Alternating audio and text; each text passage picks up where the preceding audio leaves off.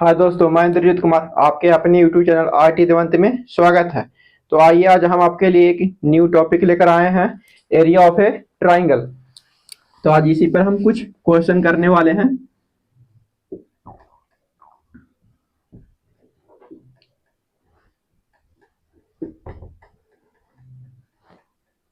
Area of A triangle जो हम determinant process है इसको सॉल्व करेंगे।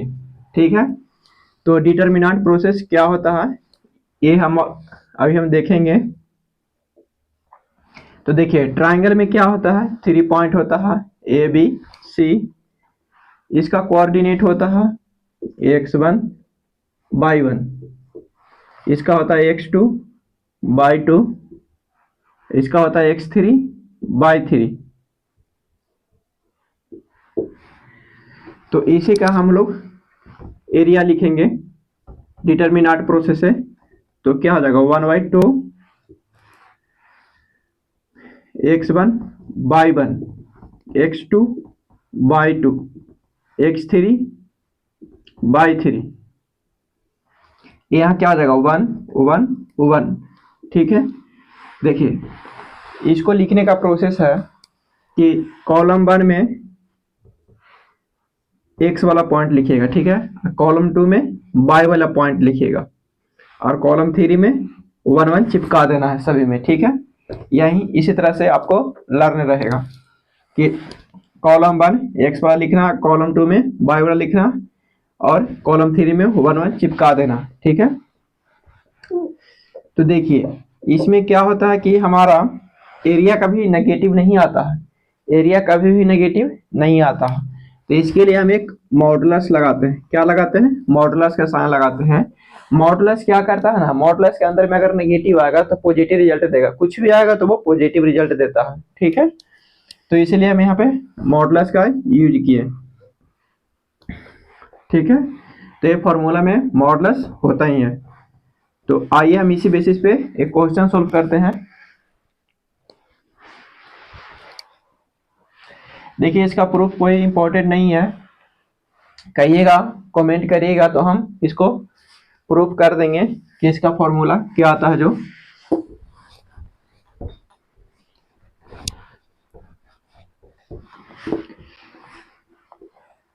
तो देखिए एक ट्राइंगल लेते हैं हम लोग, ए बी सी 4 5 3 - 2 6 7। ठीक है, इस तरह से लिए। अब देखिए इसको डिटर्मिनेंट प्रोसेस में किस तरह से लिखना है। तो देखिए डिटर्मिनेंट प्रोसेस में हम लोग लिखते हैं, किसी को भी x1 y1 मान सकते हैं, यहाँ पे कोई प्रॉब्लम नहीं है। ऐसा नहीं कि आप इसी को मान सकते, इसको भी मान सकते हैं x1 y1, उसको भी मान सकते हैं, किसी को भी मान सकते हैं। ठीक है, तो देखिए इसका क्या हो जाएगा, ऊपर से ये स्टार्ट करते हैं 4 3 6। पहले x पॉइंट लिखेंगे 4 3 6 हो गया। अब y पॉइंट लिखेंगे तो 5 - 2 7, इधर 1 1 चिपका देंगे। ठीक है, 1 1 क्या करेंगे, हम इसको चिपका देंगे। इसका एरिया क्या होता है, सॉरी एरिया देखिए क्या होता है 1/2। मॉड भी चिपका देंगे, मॉड को चिपका देना है। ठीक है, अब देखिए इसको ब्रेक करिए, R1 R2 किसी के अकॉर्डिंग ब्रेक कर सकते हैं, इससे कोई इफेक्ट नहीं पड़ता है। ठीक है, मॉडुलस हम बाद में लगा देंगे।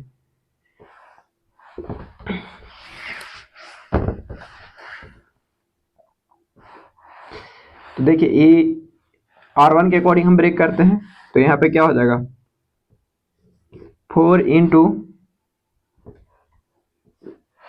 जब 4 लिए तो 4 को क्या करते हैं, रो एंड कॉलम फिनिश कर देते हैं। तो इसका क्या हो जाएगा -2, 1 माइनस, बीच में माइनस आता है 7 × 1।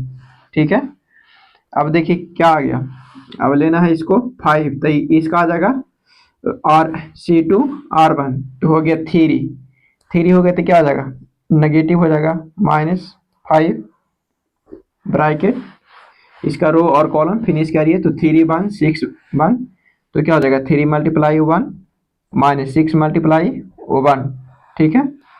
अब देखिए इसका क्या वन का, तो वन का क्या हो जाएगा C3R1, तो 4 हो गया, तो 1 + 1 हो जाएगा। देखिए इसका रो और कॉलम इसका रो एंड कॉलम क्या करेगा, डिलीट करेगा, तो क्या बचा 3 - 2 6 7, ठीक है। तो यहाँ पे मल्टीप्लाई करेंगे तो क्या हो जाएगा 3 × 7, 3 × 7, अब -6 × -2 हो जाएगा। देखिए 3 × 7 -6 × -2, ठीक है, ये हो गया 1/2। यहाँ पे क्या आ जाएगा -2 -7, यानी 4 × -9, ठीक है, -5, यहाँ 3 आ जाएगा, यहाँ 6 आ जाएगा, यानी -3 + 1, यहाँ 21, और ये हो जाएगा 12, माइनस प्लस, यानी कितना हो जाएगा 33, ठीक है। इसको ऊपर लिख देते हैं, देख लीजिए थोड़ा अच्छा से। 1/2, इसको मल्टीप्लाई करेंगे तो -36 आएगा, ये दोनों को मल्टीप्लाई करेंगे तो इसको मल्टीप्लाई करेंगे माइनस प्लस हो गया 15, अब इसको मल्टीप्लाई करेंगे तो 33, सॉरी +33। अब देखिए यहाँ पे क्या आ जाएगा 1/2, इसको इसमें सब्ट्रैक्ट करेंगे टोटल तो कितना आ जाएगा हमारा,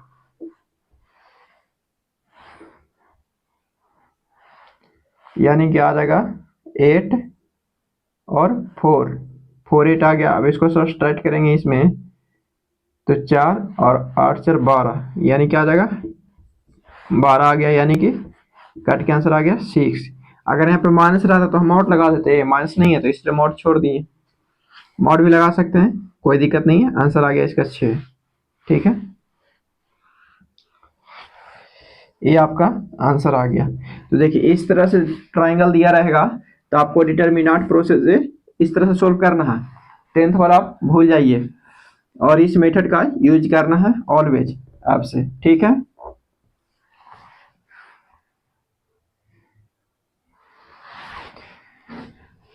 चलिए तो इसी पर हम एक और क्वेश्चन लिखते हैं।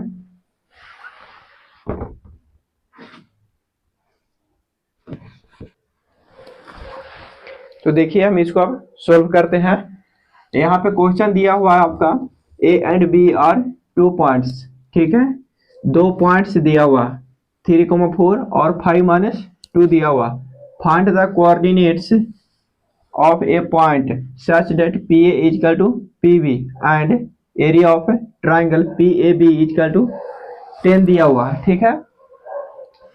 तो एक अननोन है, क्या है P अननोन है, तो उसी को हम लोग क्या करना फाइंड करना, ठीक है। तो उसको हम लेट कर लेते हैं, क्या उसको हम लोग लेट करेंगे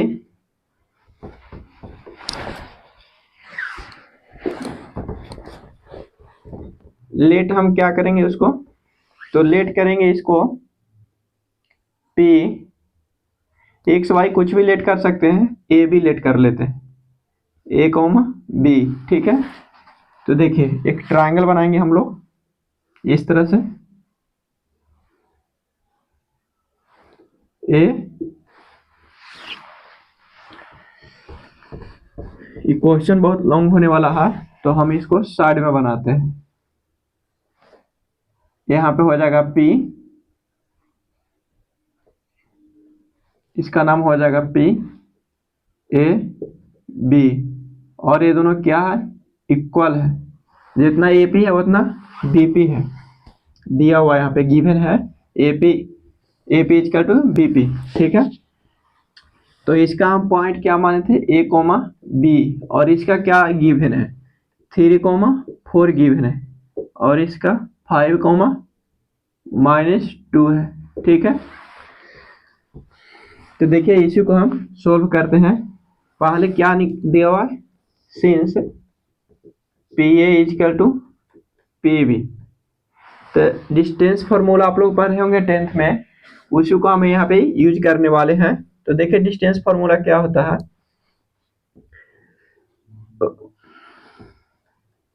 रूट अंडर क्या होता था, एक्स माइनस x1 के whole square into y minus y one by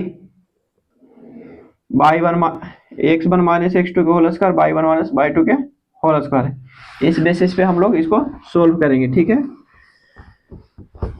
तो देखिए इसको डायरेक्ट लिखते हैं क्योंकि क्वेश्चन लॉन्ग होने वाला है। तो यहाँ पे हमारा क्या हो जाएगा, a माइनस 3, ठीक है, के whole square plus b minus 4 का होल स्क्वायर।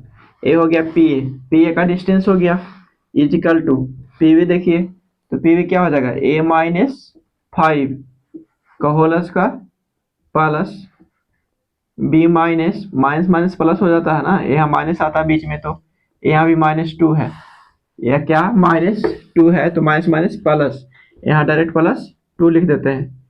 क्यों लिखे आपको समझ में आ गया। अब देखिए इसी को हम लोग ब्रेक करेंगे, ए स्क्वायर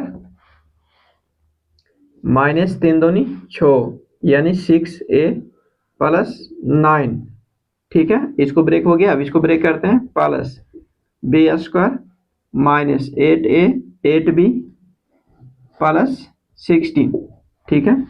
तो देखिए इसको ब्रेक करते हैं, a square minus 10a plus 25 plus b square plus 4b plus 4, ठीक है। इतना आएगा ब्रेक करने पे। देखिए इधर कट जाता है, ए स्क्वायर कैंसिल हो गया आपका, और बी स्क्वायर भी कैंसिल हो गया। देखिए ये 16 और 19 25 आता है, 25 भी इधर है, दोनों तरफ कट गया। अब हमारा क्या बच गया यहाँ पे, देखिए -6 है और ये -10 है, तो इधर आएगा तो क्या हो जाएगा, प्लस में हो जाएगा 4a हो जाएगा ना, इधर आएगा तो +10 है, +10 में से -6 से सब्ट्रैक्ट करेंगे तो आ जाएगा 4a। अब देखिए यहाँ पे 4b है और यहाँ पे क्या है -8b, तो ये प्लस इधर आ जाएगा तो क्या हो जाएगा, माइनस में हो जाएगा, तो माइनस में हो जाएगा तो ये कितना हो जाएगा 12b इजिकल टू क्या हो जाएगा हमारा, इधर में क्या बच गया 4 बच गया। इसको इसी तरफ रहने देते हैं, यहाँ पे हम 4 कॉमन ले लेते हैं, तो क्या हमारा बन जाता है, 4 कॉमन ले लेंगे तो a minus 3b is equal to 1, ये इक्वेशन फर्स्ट हो गया, इक्वेशन फर्स्ट बन गया, ठीक है। अब देखिए नेक्स्ट क्या कहता, and the area of triangle P A B equal to 10, यानी एरिया ऑफ ट्राइंगल जो दिया हुआ वो कितना है 10 है। तो इसका देखिए क्या होता है ट्राइंगल का फॉर्मूला भी हम लिखे थे, डिटरमिनेंट प्रोसेस से क्या होता है 1/2, और देखिए इसको क्या करेंगे a3, ठीक है, और क्या हो जाएगा 5 हो जाएगा, x वाला कोऑर्डिनेट लेंगे फिर y वाला कोऑर्डिनेट लेंगे, y में क्या है b 4 -2 1 1 1, तीनों में 1 1 चिपका देंगे, मॉड अपन मर्जी से लगा देंगे, मॉड फॉर्मूला में लगा हुआ है, इसको छोड़ेंगे नहीं, ठीक है। अब देखिए इसको हम लोग ब्रेक करते हैं, ब्रेक करेंगे तो यहाँ पे क्या आ जाएगा, इजकल टू कितना दिया हुआ 10 दिया हुआ, क्या दिया हुआ 10, ट्राइंगल दिया हुआ ना 10 है, इधर ही रखते हैं इसको, इजकल टू 10 दिया हुआ है, ठीक है।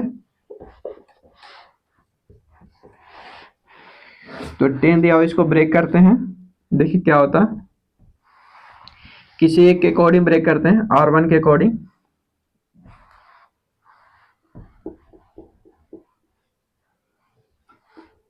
R1 तो यहाँ पे क्या हो जाएगा हमारा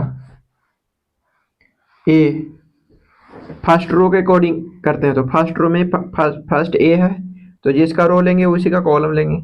रो और कॉलम को क्या करेंगे, सॉरी फिनिश कर देंगे। तो क्या बच जाएगा, 4 मल्टीप्लाई 1 माइनस, देखिए इसको उसको मल्टीप्लाई करेंगे तो माइनस माइनस प्लस हो जाएगा। तो प्लस हो गया 2 मल्टीप्लाई 1, प्लस कैसे हो गया समझ में आ गया आपको, इसको इसको मल्टीप्लाई करेंगे तो ठीक है। अब देखिए बी लेना है, तो बी क्या आ जाएगा, C2 और R1, तो माइनस में हो गया माइनस बी, यहाँ पे माइनस साइन आ जाएगा। अब देखिए इसका रो और कॉलम फिनिश करिए, तो 3 1 5 1 बच रहा, तो मल्टीप्लाई करेंगे तो क्या हो जाएगा 3 1 माइनस 5 1, ठीक है। अब देखिए इसको क्या करेंगे, अब 1 लेंगे तो 1 में क्या हो जाएगा प्लस 1। अब देखिए इसका जिसको लेंगे उसका,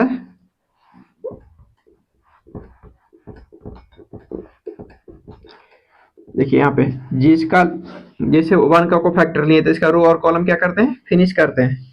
तो क्या हो जाएगा 3 कॉमा माइनस 2 माइनस 5 कॉमा 4 हो गया, हो जाएगा ना, मल्टीप्लाई करेंगे तो 1 लिए थे तो इसको क्रॉस, इसको डिलीट करेंगे तो क्या बचा 3 4 5 माइनस 2, ठीक है। ब्रेक करने पे इस तरह से आया, और इजिकल टू क्या लिखेंगे, इजिकल टू हमारा 10 था, ठीक है 10, और इसके अंदर में क्या एक मॉड लगा हुआ है, क्या लगा हुआ मॉड, क्योंकि एरिया है ना। अब देखिए इसका क्या होता, 1/2 मॉड,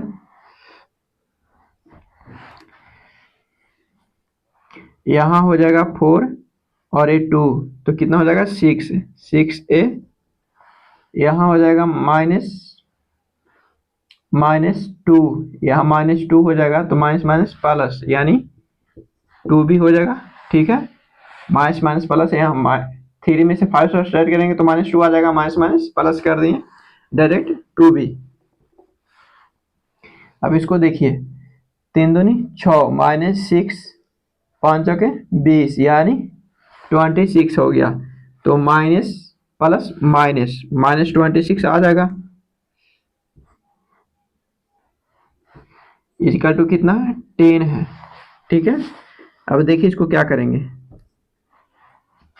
मॉड, यहाँ देखिए 2 कॉमन सभी में हो रहा, तो 2 कॉमन हो रहा है तो 1/2 फिनिश हो जाएगा, यानी 3a plus b minus 30 mod equal to 10। देखिए जब मॉड हटता है, जब मॉड हटेगा, जैसे मॉड के अंदर में कुछ भी वेरिएबल टर्म रहता है, तो जब मॉड हटता तो उधर जो इक्वल टू के पास रहता है ना, वहां पे 2 साइन लेता है, एक प्लस लेता है और एक माइनस लेता है। तो यहाँ पे जब मॉड हटाएंगे तो इधर क्या हो जाएगा 2 साइन हो जाएगा, 2 वैल्यू देगा, एक प्लस में देगा और एक माइनस में वैल्यू देगा। तो 3a plus b minus 13 is equal to 10, एक प्लस में वैल्यू देगा और एक माइनस माइनस में देगा, जब मॉड हटाएंगे तब, ठीक है। ऐसे मॉड के अंदर कुछ भी है नेगेटिव रहेगा तो पॉजिटिव देगा, लेकिन यहाँ पे क्या मॉड के अंदर एक वेरिएबल टर्म है, वेरिएबल टर्म है तो वो नेगेटिव तो देता, पॉजिटिव तो देता है, लेकिन ये जब मॉड हटता है तो 2 साइन लेता है, एक प्लस लेगा एक माइनस लेगा।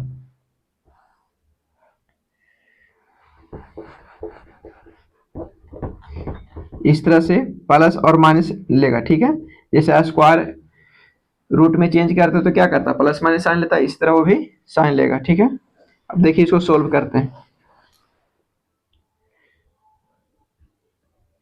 यहाँ पे first equation 3a plus b minus 13 equal to 10, उधर करेंगे तो क्या हो जाएगा हमारा 3a plus b is equal to 23।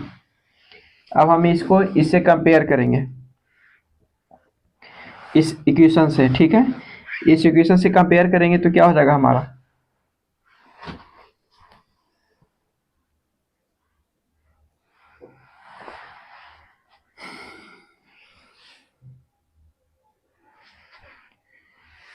शायद लगता है इरेज करना पड़ेगा। देखिए कंपेयर करेंगे तो यहाँ पे 3 है प्लस बी इजकल टू 23। इसमें तो मल्टीप्लाई नहीं किए हम, इसमें कितने से मल्टीप्लाई कर देते हैं हम, इसी में हम 3 से मल्टीप्लाई कर देते हैं। देखिए इसी में 3 से मल्टीप्लाई कर देंगे तो क्या आ जाएगा, इक्वेशन सेकेंड हो गया। इसमें हम 2 से मल्टीप्लाई 3 से मल्टीप्लाई करके उसमें ऐड कर देते हैं।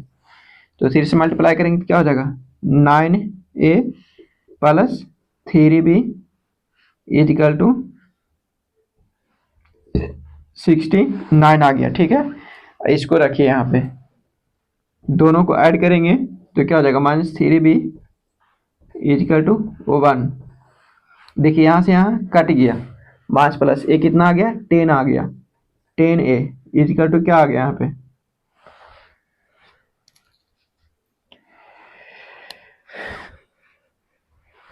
टेन ए आ गया। तो यहाँ पे क्या आ गया, यहाँ पे आ गया 70 आ गया। तो ये दोनों कट जाएगा, यानी ए का वैल्यू क्या आ जाएगा हमारा, ए का वैल्यू आ जाएगा हमारा 7। ठीक है, ए का वैल्यू हमारा 7 आ गया। यही 7 को कहीं पुट करेंगे कोई भी इक्वेशन में, इसमें पुट करिए या तो इसमें पुट करिए, दोनों में से किसी में पुट करिए। तो हम इसे पुट कर देते हैं फर्स्ट में।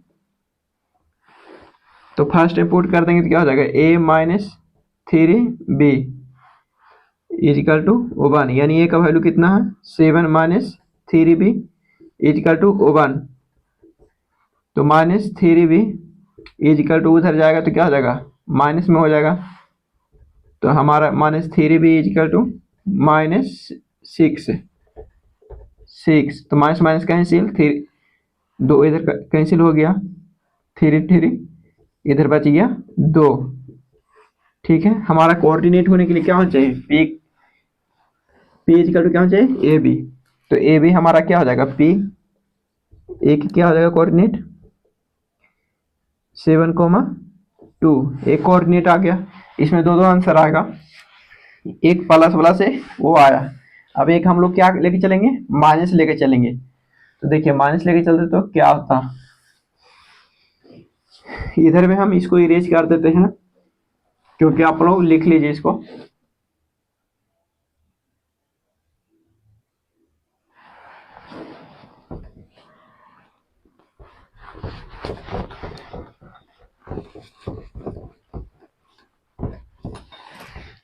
देखिए अभी इसको तो प्लस लेके चले थे, एक अभी माइनस लेके चलेंगे। तो माइनस में क्या हो जाएगा, 3a plus b minus 13a equal to -10। ठीक है, तो देखिए 3a plus b is equal to उस तरफ जाएगा तो हो जाएगा 3। अब देखिए ये दोनों में अब कंपेयर करेंगे, इससे कंपेयर किए थे, अब उससे कंपेयर करेंगे दोनों में। ठीक है, दोनों में कंपेयर करेंगे तो इसमें कितने से मल्टीप्लाई कर रहे हैं हम, इसमें हम 3 से मल्टीप्लाई कर देते हैं। ये हो गया हमारा इक्वेशन थर्ड। ठीक है, तो फर्स्ट और थर्ड को कंपेयर करेंगे तो इसमें हम 3 से मल्टीप्लाई कर देते हैं, 9 प्लस 3b इजकल टू 9। अब इसमें मल्टीप्लाई नहीं करेंगे, 3b 1, a minus 3b equal to 1 आ गया। अब देखिए दोनों कट गया, ये कितना हो गया, 10 हो गया, 10 equal to 10, 10 cancel, a equal to 1। अब a को पुट करेंगे किसी में, 1 में पुट करेंगे तो थर्ड में पुट करेंगे, 2 में पुट नहीं कर सकते हैं। ठीक है, तो देखिए फर्स्ट में पुट करते हैं तो a minus 3b equal to 1। तो यहाँ a का वैल्यू कितना 1 हो जाएगा, -3b इजकल टू 1। तो -3b इजकल टू माइनस उस तरफ जाएगा तो क्या हो जाएगा हमारा 0 हो जाएगा, यानी b इजकल टू 0 आ गया, -30। ठीक है, तो इधर जाएगा तो प्लस 3 से मल्टीप्लाई कर दिया तो 9 1, इसमें 1 देगा उधर जाएगा तो कैंसिल, हाँ हमारा ये सही है। तो P का कोऑर्डिनेट क्या आ जाएगा 1,0 और एक क्या है दो आंसर आया है 7,2। ये इसका फाइनल आंसर हो गया। ठीक है, हमारा बोलता था कि थर्ड कोऑर्डिनेट क्या है उसका वैल्यू फाइंड आउट करें।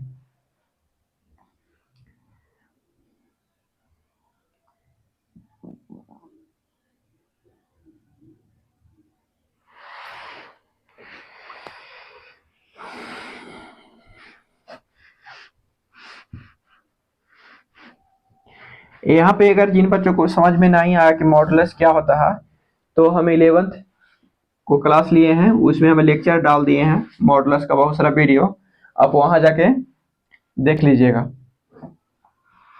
क्योंकि मॉडुलस हर एक चीज में आपको मिलने वाला है, मॉडुलस कभी छोड़ने वाला नहीं है।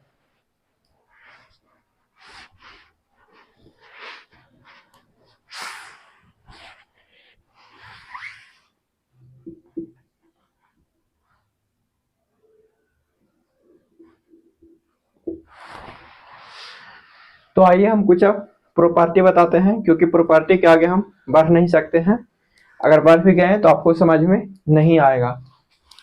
तो डिटरमिनेंट का कुछ प्रॉपर्टी होता है, लगभग हम 8 को बताएंगे। आज अभी 3 को लिखे हैं, हम कल 5 को बताएंगे, ठीक है, कल के वीडियो में। तो आइए हम इस तीनों को समझते हैं। इससे पहले हम थोड़ा सा समझ लेते हैं कोलिनियर पॉइंट।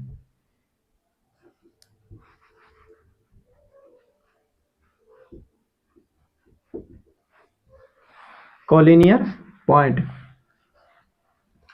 देखिए कोलिनियर पॉइंट क्या था कि 3 पॉइंट होता है ना ट्राइंगल में, 3 पॉइंट होता है, तो 3 पॉइंट क्या एक ही लाइन पे आ गया, तो एक ही लाइन पे आ जाता है तो उसको हम लोग बोलते हैं कोलिनियर पॉइंट, जिसका डिटरमिनेंट क्या हम लोग सोल्व करेंगे। अगर इस तरह के ट्राइंगल दिया हुआ उसको बोल दे कि कोलिनियर है, तो x1 x2 x3 y1 y2 y3 1 1 1। जब बोलेगा कि एक ही लाइन पे है 3 पॉइंट तो होता है कोलिनियर। तो कोलिनियर होने के लिए क्या करते हैं हम लोग, जीरो कर देते हैं। यहाँ पे क्या करते हैं, इसका एरिया को जीरो करते थे। 10th में भी हम लोग को क्या करते थे, एरिया को जीरो करते थे जब कोलिनियर होता था। तो यहाँ पे भी हम लोग क्या करेंगे, जीरो कर देंगे, और इसके आगे 1 2 कुछ भी नहीं रहेगा, जो भी रहेगा वो सब मल्टीप्लाई में चला जाता है, डिवाइड में तो जीरो ही आता है। तो जब कोलिनियर बोलेगा तो आपको इस तरह से सोल्व करना है जीरो लगाकर, ठीक है।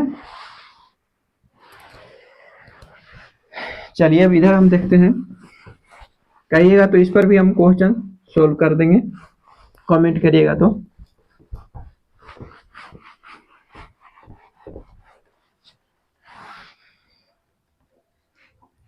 देखिए यहाँ पे हमारा फर्स्ट प्रॉपर्टीज क्या कहता है, इफ ऑल द, रीड कर देते हैं, अगर जिनको पता नहीं चलता होगा तो आप नोट्स बना लीजिएगा।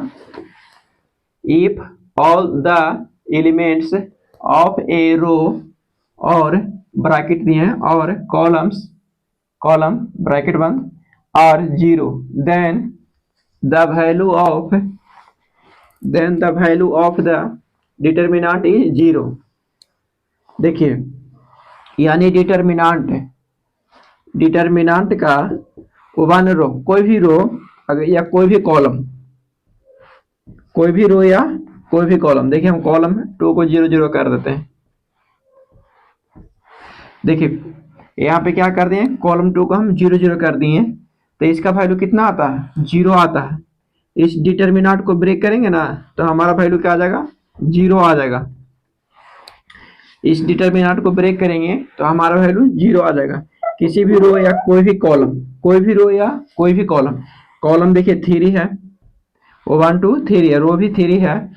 तो अगर C2 0 है या C1 0 है, या कोई एक 0 है, कोई एक रो या कोई एक कॉलम अगर 0 है, तो उसका डिटरमिनेंट हमारा क्या आएगा, 0 आएगा। इसको आप सॉल्यूशन करके देख लीजिएगा, नहीं तो देखिए हम ब्रेक कर देते हैं कि इसी के अकॉर्डिंग आप ले लीजिए, C2 के अकॉर्डिंग सोल्व करिए 0 आएगा, इसके अकॉर्डिंग भी सोल्व करिएगा तो वैल्यू 0 आएगा, किसी के अकॉर्डिंग भी सोल्व करिएगा आप तो वैल्यू क्या आएगा, हमारा 0 आएगा। तो वन रो या वन कॉलम अगर जीरो है ऑल एलिमेंट्स, वन रो में ऑल एलिमेंट्स या वन कॉलम में ऑल एलिमेंट्स, कॉलम बोले तो इसको कॉलम वन में या कॉलम टू में है, ठीक है। कॉलम वन में भी हो सकता है, तो कॉलम टू में ऑल एलिमेंट्स थ्री एलिमेंट्स है, सभी जीरो है, तो उसका डिटर्मिनेंट क्या आता है, जीरो आता है। यही हम प्रॉपर्टी में लिखे हैं, ठीक है। यदि सभी एलिमेंट रो या कॉलम का सभी एलिमेंट जीरो है तब डिटर्मिनेंट का वैल्यू जीरो होगा। डिटर्मिनेंट का वैल्यू क्या होगा, जीरो होगा। हिंदी मीडियम में लिख लीजिएगा, यदि एक रो या एक कॉलम का एलिमेंट सभी एलिमेंट यदि एक रो या एक कॉलम का सभी एलिमेंट जीरो है तब डिटर्मिनेंट का मान भी जीरो होगा, ठीक है। इस तरह से आप नोट्स में लिखिएगा हिंदी मीडियम के बच्चे, ठीक है। चलिए अब सेकेंड नंबर देखते हैं। सेकेंड नंबर में क्या कहता है, if all the rows and columns of a determinant are interchanged transpose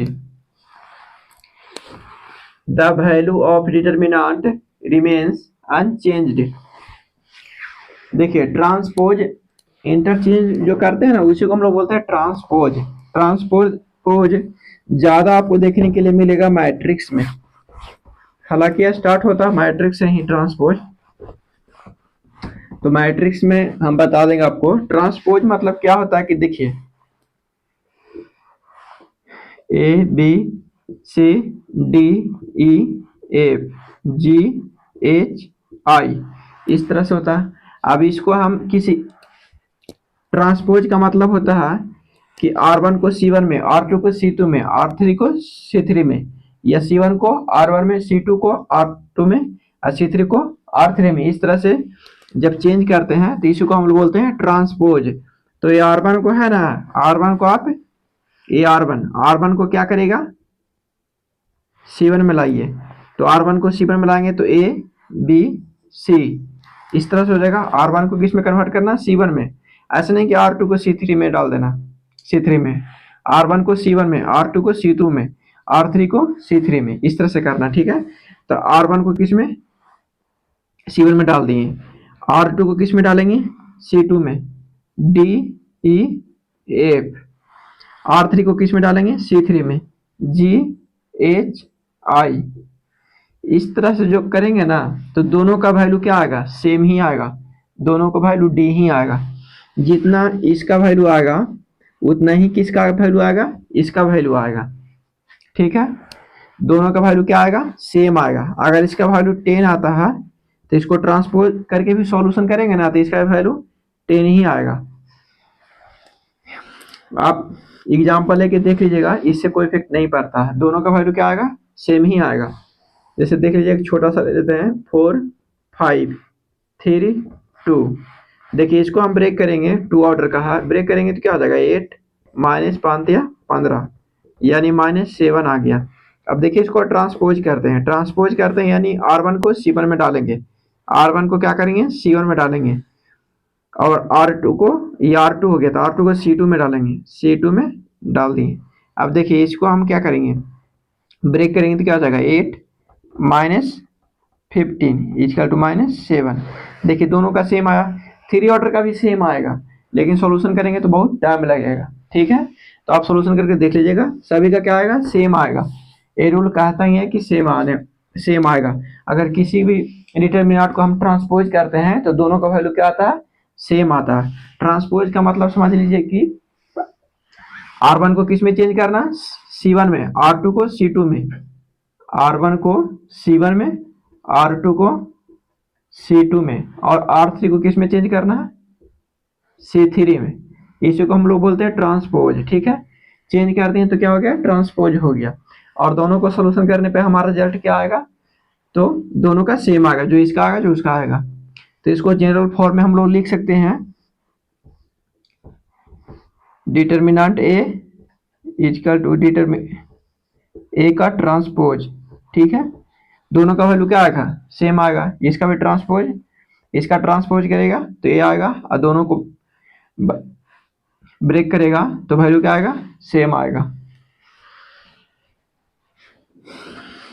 चलिए रूल नंबर 2 हो गया प्रॉपर्टीज नंबर। अब प्रॉपर्टीज नंबर हम लोग 3 देखते हैं।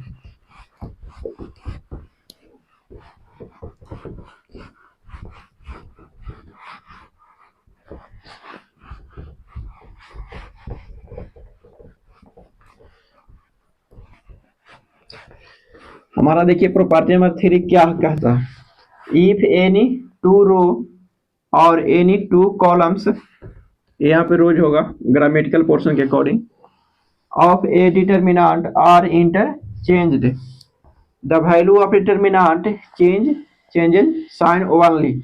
मतलब इसमें क्या कर रहा है कि साइन चेंज हो जाएगा, किसी 2 रो या किसी 2 कॉलम को इंटरचेंज करते हैं। जैसे देखिए एग्जांपल में A B C D E F G H I, इस तरह से क्या है डिटर्मिनेंट है।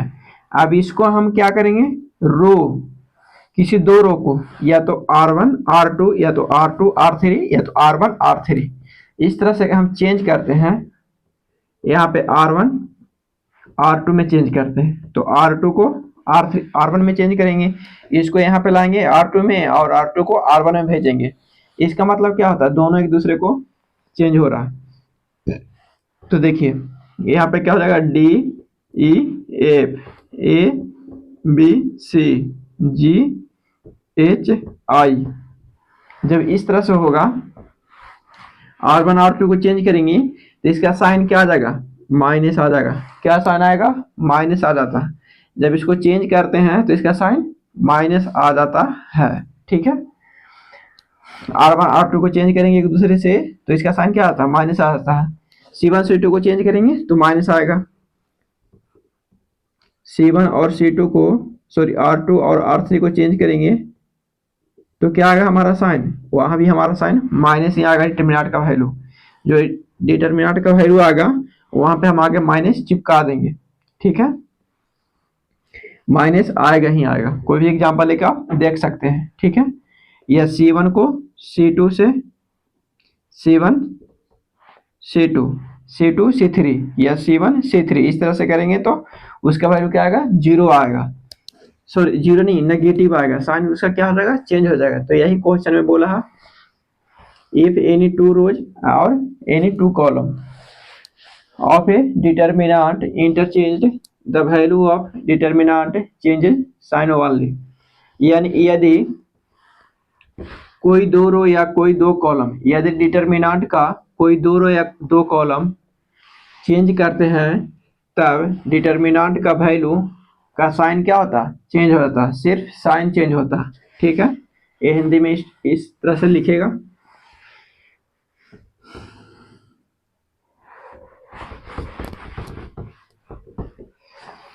चलिए तो आज हम यहीं तक रखते हैं, फिर हम नेक्स्ट वीडियो में मिलते हैं। जय हिंद दोस्त।